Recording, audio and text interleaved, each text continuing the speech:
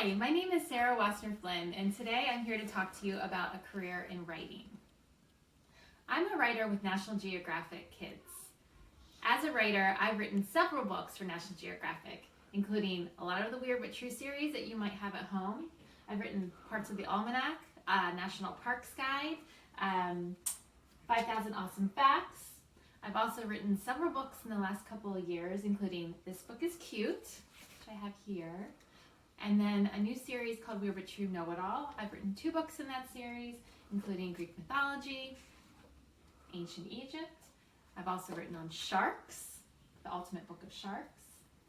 And this is an environmental book called This Book Stinks. It's all about unstinking the planet.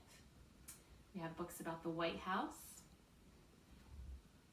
And back to ancient Egypt. So this is a lot of topics that I write about. There's one thing that all of these books have in common. What is that? They're all nonfiction. Nonfiction is text based on facts and information. And as a writer for National Geographic, that's what I write. I write nonfiction books. So as much as I love writing fiction and telling stories, I focus on nonfiction for my career. So let's take it back a little. This is me when I was 8 years old. Probably close to some of the ages that you are out there. Back then I loved to write. Of course, I didn't know that I could have a career in writing. I just loved to write. So what happened when between the age of 8 and the age that I am now, was a long journey. So let me tell you a little bit about how I got there. So first of all, I just wrote a lot growing up. I wrote stories, I created stories. In high school, I wrote for my newspaper. In college, I also wrote for the newspaper. I got some internships at magazines, which eventually led me to my first job. And that was at National Geographic Kids magazine. So I had the great privilege of writing for this wonderful magazine that is aimed at kids. And as you can see, we cover a lot of topics at National Geographic. So like I mentioned, all those topics that I've written about, they're all in the magazine as well. That can be anything from pets to the crazy animal called a liger. Now some of you guys might not know what a liger is, but a liger is a lion and a tiger combined, and that was one of the stories that I wrote for National Geographic Kids magazine. Eventually this led to a career in writing books. So the difference between writing for books and writing for magazines is really just books have a lot more information in them, a lot more content. So on a daily basis, I'm writing for any number of books that National Geographic publishes. So like I said, recently I wrote all about ancient Egypt. I've also written about the science of cute, and then all of these other topics. The fun part of my job, which I really love, is really interacting with kids and getting to see the reaction from kids. And sometimes that reaction has led to some really cool things in my career. So a couple of years ago, I got to go to Texas and accept an award for This Book Stinks. And here is this book.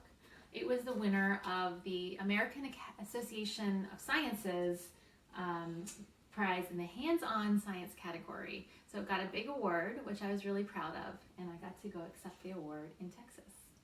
It also won the Green Earth Book Award, and another honor we got with this book was that it was named one of the outstanding science trade books. So careers have a lot of ups and downs, and this was definitely an up that I experienced with this book, was that it got to be recognized on in a broader audience, and that was really exciting for me. But that's not really what it's all about. I wanted to share that as an example of a positive of my career. Of course, there's lots of challenges as well. So just like any other job, my career as a book writer has challenges. Deadlines, for example. Deadlines are hard to meet, and I have lots of deadlines. And especially at the time that we're all staying at home right now, I have kids at home. So when I'm writing and have to balance my career with my kids, just like your mom and dad or your guardian out there, you have to figure out, how am I going to research for a book and write the book and also help with my family? So right now that's the challenge I face in my career. But the rewards and the prize of seeing a book when it's all published at the end, that is so exciting for me. I have to have patience. A lot of times there's a lot of feedback from my editors. Things aren't always perfect when I turn them in, so it can take longer than I think it's going to take, and that takes patience. So if you're frustrated when you have to sit down and write, it's totally fine. That's totally normal to be frustrated, but know that the more you practice something, the better you'll get. And that's the same with anything, with sports, with playing an instrument, and with writing. The more you do it, the more you try to engage in writing and practice writing, the better you'll be at it. So I did not set out to be, I was not a perfect writer in the beginning, and I'm still not a perfect writer. But as this being my professional career, I've learned to find my voice and find the way to write that works for my editors and works for National Geographic, just through experience and a lot of practice.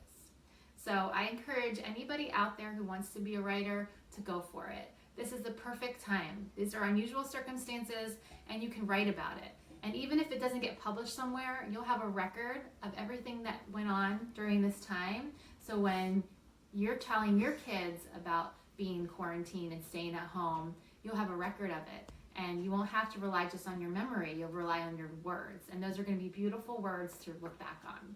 So good luck to anybody out there who wants to be a writer, and thank you so much for your time today.